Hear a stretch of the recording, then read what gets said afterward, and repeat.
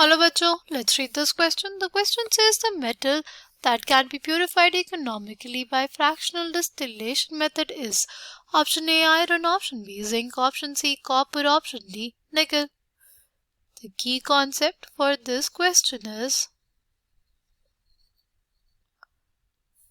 methods of purification.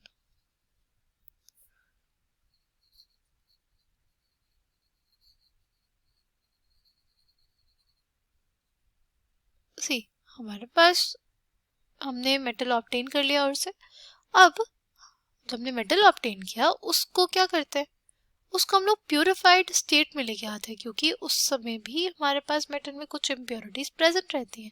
और ये जो भी मेथड्स ऑफ प्यूरिफिकेशन या मेथड्स ऑफ रिफाइनिंग होते हैं ये डिपेंड करते हैं हमारे मेटल की प्रॉपर्टीज पे और जो हमारी इम्प्योरिटीज प्रेजेंट है उसकी प्रॉपर्टीज पे।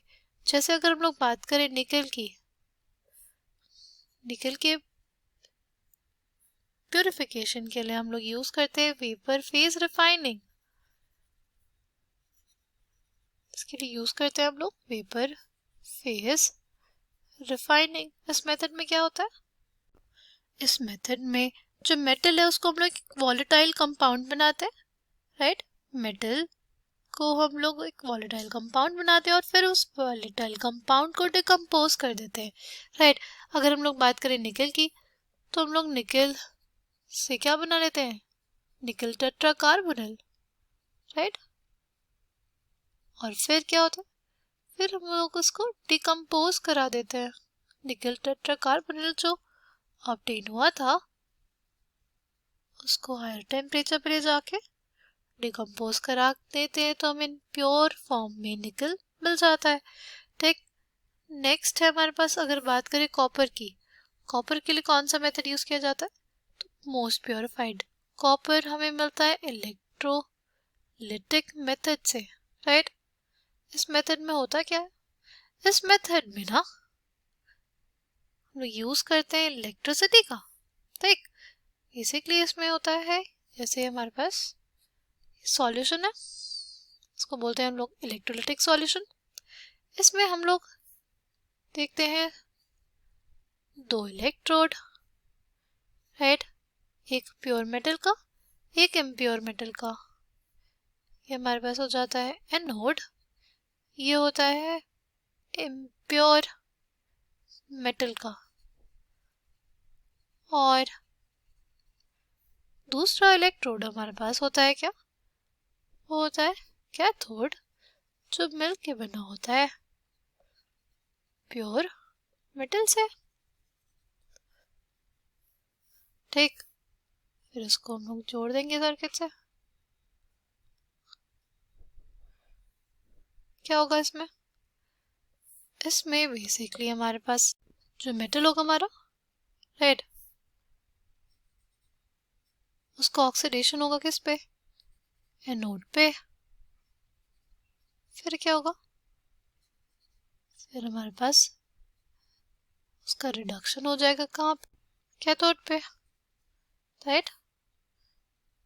कॉपर इस मेथड से सबसे प्योरेस्ट फॉर्म में हमें मिलता है, राइट। नेक्स्ट हम लोग देखते हैं आयरन। आयरन का प्योरिफिकेशन हम लोग कैसे करते हैं, आयरन की प्योरिफिकेशन हम लोग करते हैं by oxidising impurities in reverberatory furnace, right. Next क्या है, नेक्स्ट है जिंक। जिंक जो होता है ना हमारे पास, उसका जो मेल्टिंग पॉइंट होता है वो लो रहता है, it has low melting point, right. And इसका बॉइलिंग पॉइंट भी होता है वो कम होता है। अगर इसका प्योरिफिकेशन हमें करना हो तो क्या करते हैं हम लोग, हमारे पास जो अनप्रोसेस्ड जिंक होता है, जो हमारे पास अनप्रोसेस्ड जिंक होता है उसको हम लोग हीट करते हैं, it is heated above its boiling point, it is heated above its boiling point, right।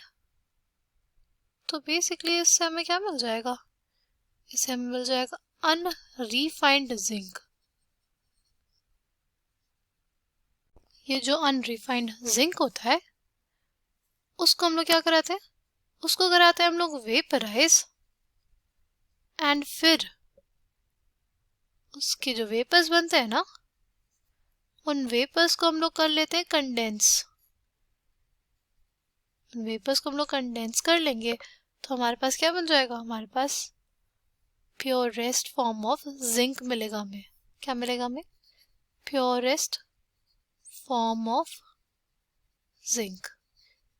ये कौन सा मेथड हुआ, इसी मेथड को हम लोग बोलते हैं फ्रैक्शनल डिस्टिलेशन मेथड।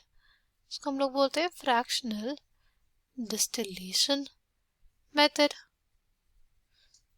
राइट। किसके लिए यूज किया हमने, जिंक के लिए। क्यों यूज किया, क्योंकि हमारे पास जो जिंक होता है इसका जो मेल्टिंग पॉइंट होता है और जो हमारा बॉइलिंग पॉइंट होता है वो दोनों ही बहुत कम होता है, राइट। उसी प्रॉपर्टीज का यूज करते हुए हमने उसका फ्रैक्शनल डिस्टिलेशन किया, right. Coming back to the question, correct answer for this question will be option B. I hope you understood it well. Thank you and all the best.